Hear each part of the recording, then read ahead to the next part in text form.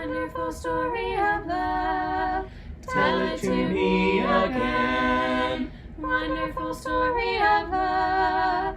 With the immortal strain, angels with rapture announce it, shepherds with wonder receive it. Sinner, oh, won't you believe it? Wonderful story of love. Wonderful story of love. Wonderful story of love. Wonderful story of love. Wonderful story of love. Wonderful story of love. Though you are far away, wonderful story of love. Still he doth call today, calling from Calvary's mountain, down from the crystal bright fountain, e'en from the dawn of creation. Wonderful story of love. Wonderful story of love. Wonderful story of love. Wonderful story of love. Wonderful story of love. Wonderful story of love. Jesus provides a rest. Wonderful story of love. For all the pure and blessed, rest in those mansions above us, with those who've gone on before us, singing the rapturous chorus. Wonderful story of love. Wonderful story of love. Wonderful story of love. Wonderful story of love. Wonderful story of love.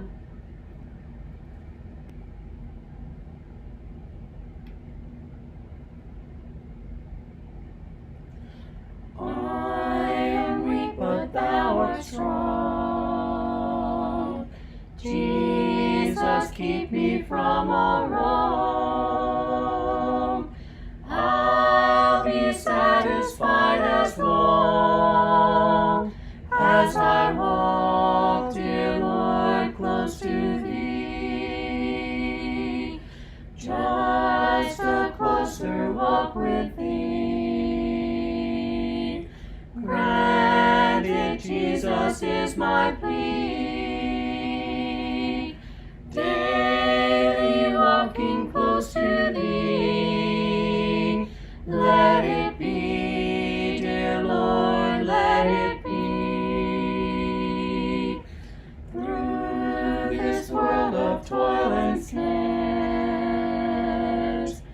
if I falter, Lord, who cares? Who with me my burden shares? None but thee, dear Lord, none but thee.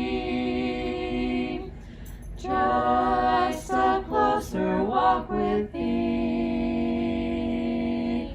Granted, Jesus is my plea. Daily walking close to thee. All right. So looking at,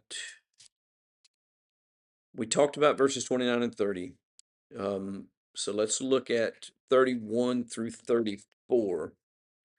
And then we'll move on, or actually back up and do the overview of all of this. The houses of the villages, however, so there's a distinction being made between villages and the walled cities. The easiest way to describe this is a fortified city, a walled city, would be Jerusalem and other major places like that. Even before they went into the land, cities like Jericho were fortified cities of the people that dwelled in the land before them. That's what it's talking about when it talks about the houses inside of walled cities. This is talking about towns, less organized, less fortified, not urban centers, but more countryside dwelling places, um, which have no surrounding wall, shall be considered as open fields. And so he's just saying, once you get outside of the walled city, these other towns and villages, these small towns and villages, I'm going to treat them the same way that we treat the land in general. Now, there's obvious reasons for that, and I've touched on it a little bit, but I want to go ahead and touch on it one more time quickly. What's the difference between your and think about, and again, Jericho was not an Israelite city, but think about Rahab. Where was Rahab's house? Yeah, on the wall of the city. So this wasn't land. This was a dwelling place. Um, the cities were all built on top of each other like that, and that was housing. You didn't get your living off your housing. You didn't grow crops or raise cattle or raise sheep or goats on property surrounding your house inside of a walled city. But these places are directly connected to the farmlands, and these might be built on the family property. That so he's just saying these are going to be classified the same way as the open fields. They have redemption rights and revert in the Jubilee. So everything that we studied about pertaining to the land, the open field land that they had for their crops and their livestock, applies to houses in the villages.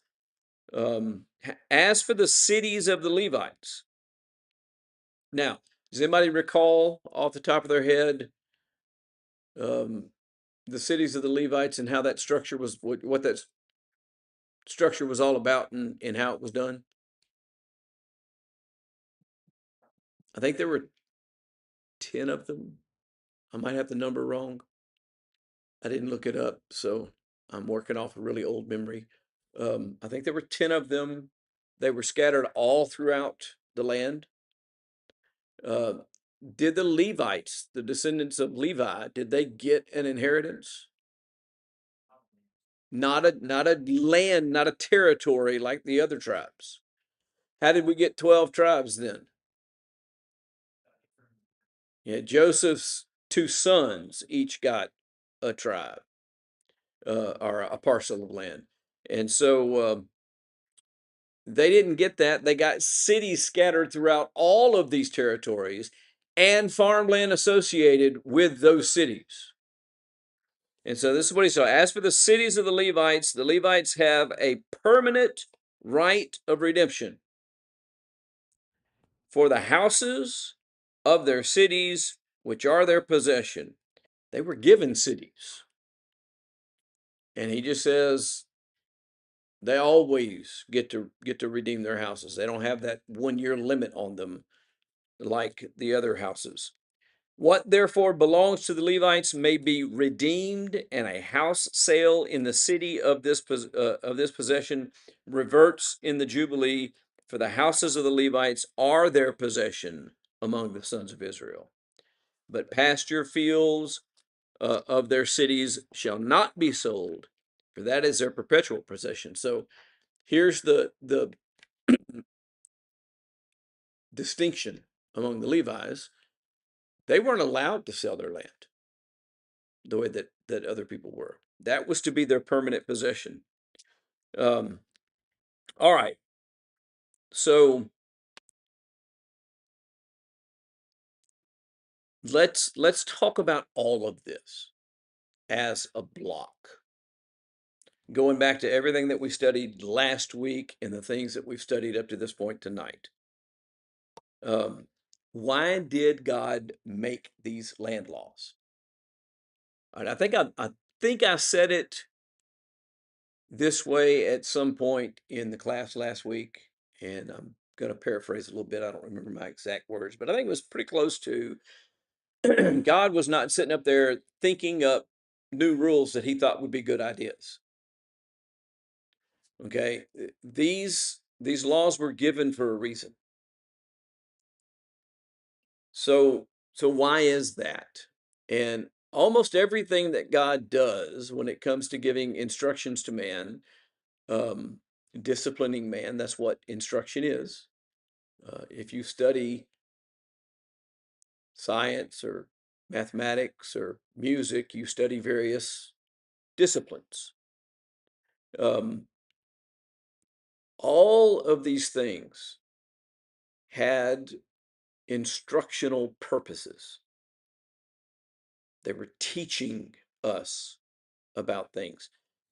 I've made the argument before, both in classes, and I have a whole sermon dedicated to it that I'm pretty sure I've preached here sometime in the last 20 years. Uh, even marriage was given to teach us something.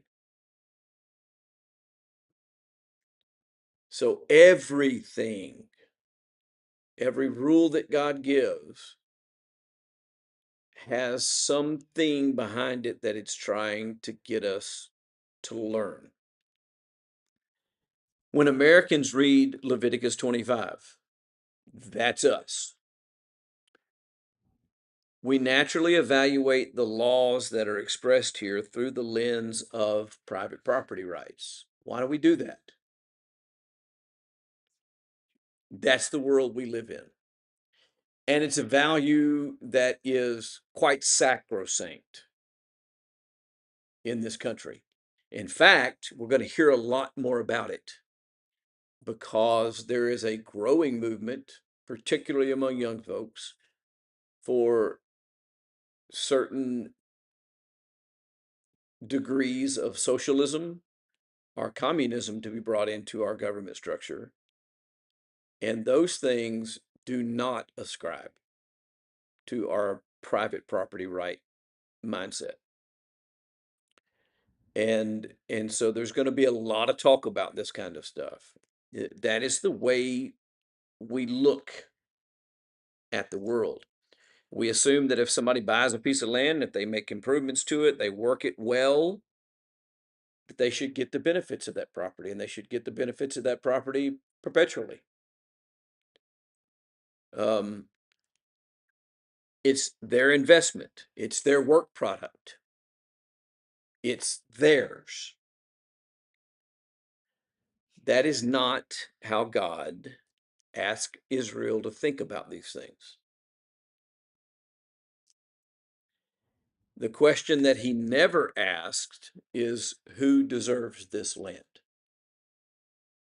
Never once is that part of the discussion. The question was always, whose land is it? Which is a very different question. And he answers that question extremely plainly in this chapter. In verse 23, the land is mine. He wanted the Israelite to view even their inherited land as ultimately belonging not to them, but to God. Everything else flows from that statement, the land is mine. You will do this because the land is mine. This will happen because the land is mine. A rough, and this is a very rough modern comparison, and it's not even modern, it's historical. But in England under the monarchy, historically, all land was ultimately held under the authority of the crown, belonged to the crown, did not belong to the king, belonged to the crown, which is a different thing. Um, Kings die and are replaced. The crown continues. And so that is the way that all land was viewed rather than absolute private ownership. The king remained the ultimate legal authority over the land. He could alter rights of possession at his own. There's a lord living in a manor, got 100,000 acres to manage. The king can wake up one day and say, you know what? I don't like Wesley there anymore. I'm going to put John there. And you just get moved out of your house and somebody else gets moved in.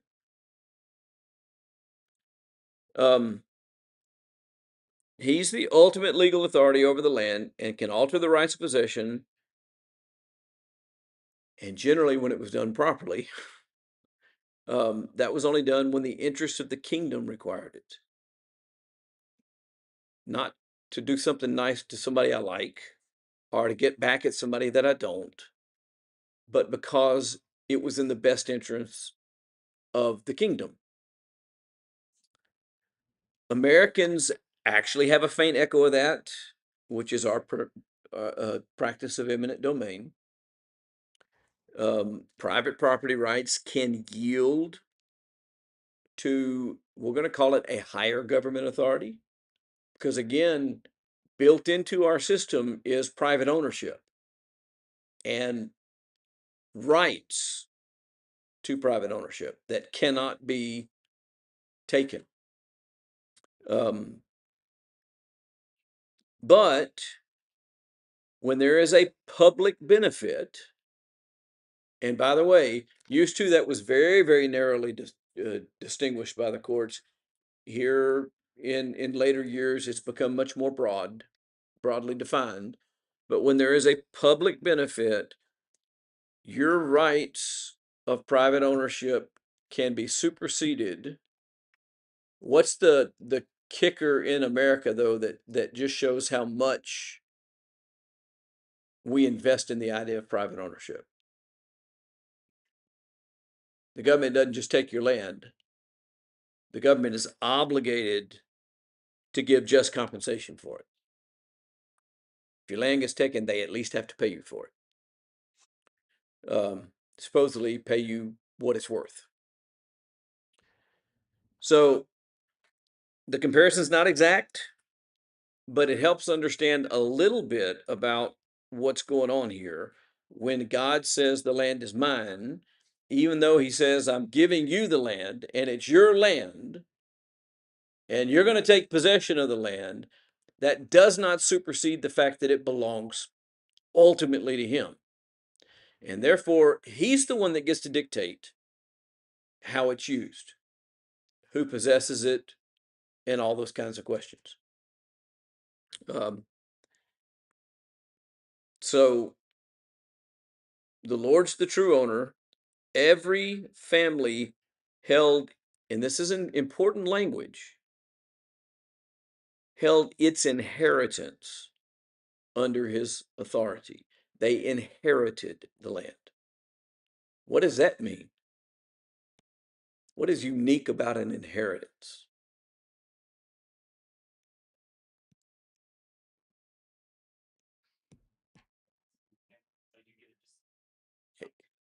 You don't earn it. You don't work for it.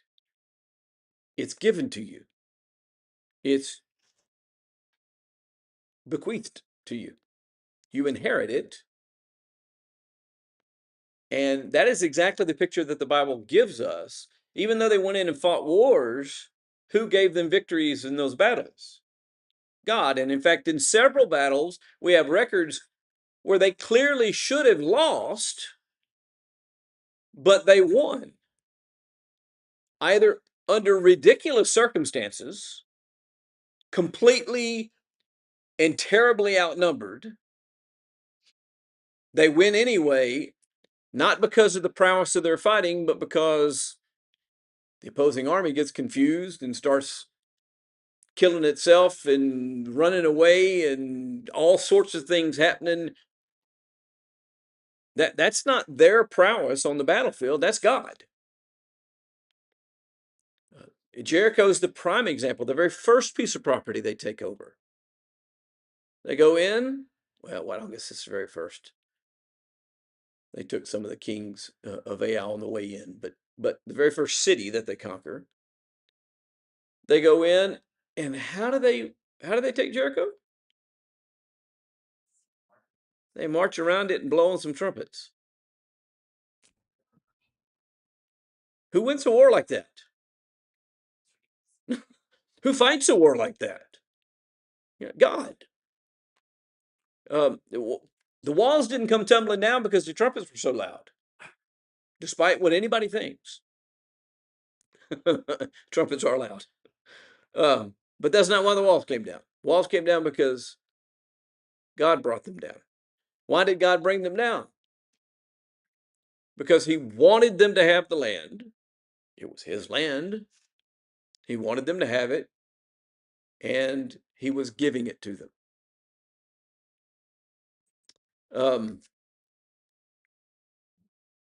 And God, in these laws, in this whole structure of redemption and of Jubilee return back to the rightful possessor, God is protecting his gift.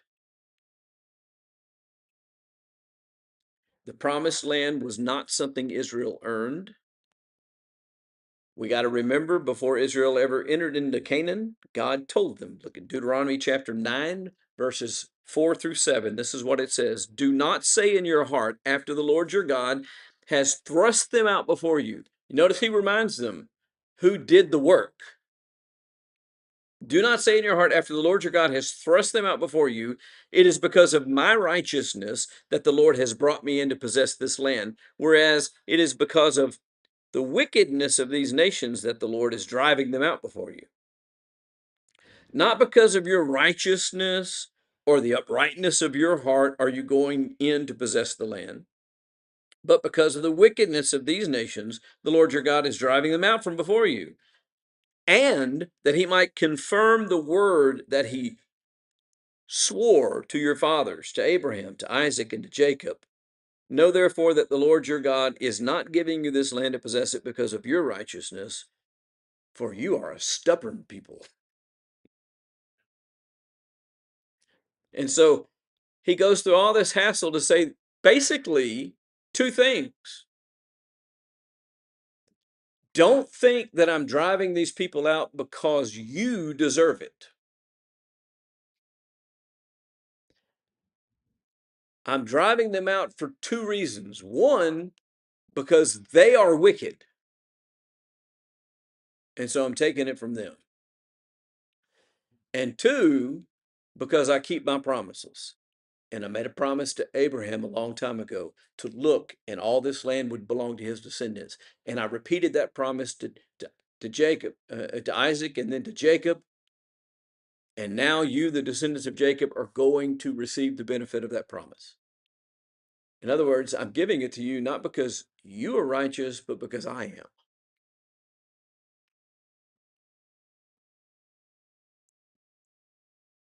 And then, for good measure, just in case they didn't catch on to the 4 times in these 3 verses that he said, it is not because of your righteousness, he says, you're a stubborn people. Which is the same thing as saying what? How do you get the label stubborn? Do you get the label stubborn by being submissive and following instructions and following the rules? Is that how you get called stubborn? No. How do you get called stubborn?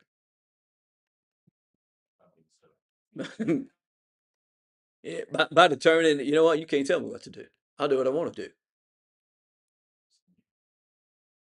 And I'm going to show you that I can do what I want to do.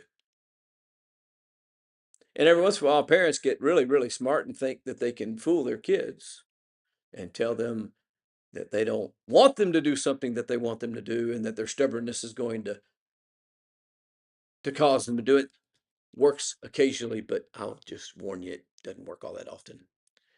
Not really good methods, because then when it doesn't work, you can't even say anything because you told them to do it.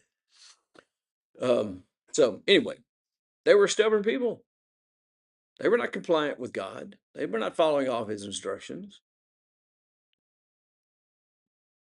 God gave Israel the land because of his own covenant purposes. He made a promise and he had a covenant and he was doing a work. What was that work ultimately about? What was the promise to Abraham? What was at the core of it ultimately? In your seed, all nations shall be blessed. The Messiah. At the core of the covenant was God bringing Messiah. This had to happen in order for him to keep that covenant. So it was his own covenant purposes, not because they deserved it, not because they worked for it, not because they earned it. Now, he did tell them, because there was two tribes that said what? Y'all remember the story? They get to the border. What would that be? The eastern border of Israel, the Jordan River. So there's this river, and listen, rivers have always been natural boundaries because they separate people from the other side. So they're all camped on the east side of the Jordan. And there's a couple of those tribes that raise sheep and say, what? This is really good land for us. Why do we need to bother going over there? Let us just live here. And what does God say? He says, okay, I'll let you do that, but you still have to go over and fight with your brethren.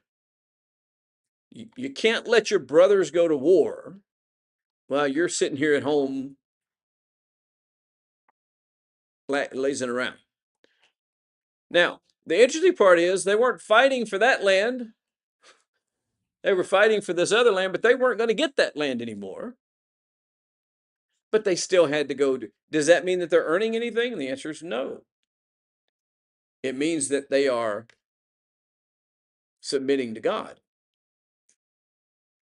And so before they enter Canaan, he instructs them not only these things, but also that the land was to be divided among the tribes according to his command. That's in Numbers chapter 26, starting about verse 52 through about verse 56. He lays out all of that. Joshua actually carries that out. Ultimately, Joshua chapter 14, verses 1 and 2, it's distributed by lot to families. And so the parameters of what goes to each tribe, very clearly described by God. I say very clearly, not very easy for us to figure it out on a map today, although some of them are a little bit easier than others, but some of the landmarks aren't terribly good landmarks for us. But how did it break down within the tribe? Well, it fell to families by lot. And so God is saying, this is how I'm going to make distribution of the land. This is what I want you to do. Joshua ultimately does that. And so God even makes the distribution of the land. To what parcel of land goes to what family? Through this process that he gave them. And he has the right to preserve that allotment. It's his land. And I'll just illustrate it like this. I own a piece of land, let's say. This is completely hypothetical because I don't own any land. But I own a piece of land and I decide that I want David to have it. What do? I take steps and measurements to be sure that it gets to his hands. I have the right to preserve that and to make sure that he's the one that inherits the property. And what God does is take it a step further and says, look, I want him to have the land and use the land, and his descendants to have the land and use the land, so that I'm going to carry this down to this level. I'm putting some qualifications on his use of the land that says this: he can't give it to somebody else forever. he can sell it to somebody else for a while, but it's going to go back to his family whether he likes it or not. And it wouldn't be a matter of liking it or not. It'd be a matter of God preserving that inheritance. That's an important idea. So keep that in mind. An Israelite could temporarily lose the use of his inheritance because of some hardship, but God did not intend for his original gift to disappear forever simply because of a family misstep or misfortune. Okay, so David's a good steward of the land and he takes care of it, but who are we going to let take it? Who's technically the older of Liam and Luke? I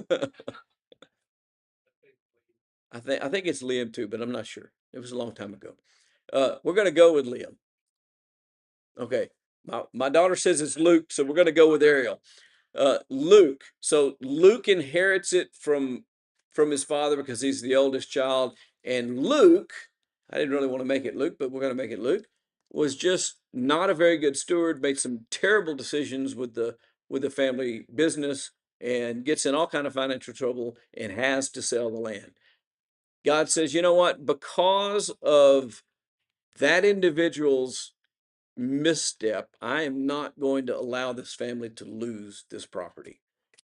I want this family to have this property. I'm going to make sure they keep this property. Because of that individual's misstep, I will let them suffer the loss of it.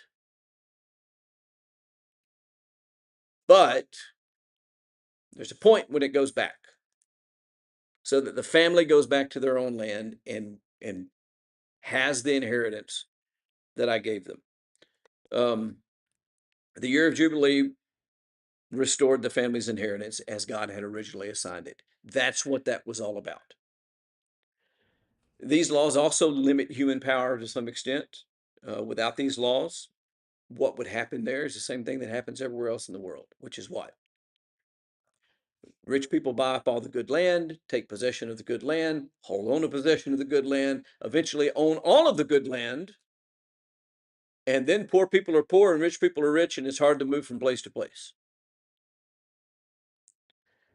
One of the ways that the United States overcame that problem was the federal government took large parcels of land and then gave it to people as they saw fit through the Homestead Act and other things like that.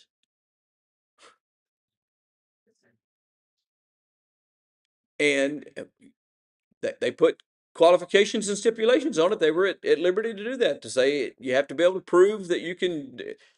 Actually, with some of those homestead things, you would have to be able to prove over a period of a certain time period that you could actually work the land and be productive and profitable, and then it would pass to you and you'd eventually get the deed.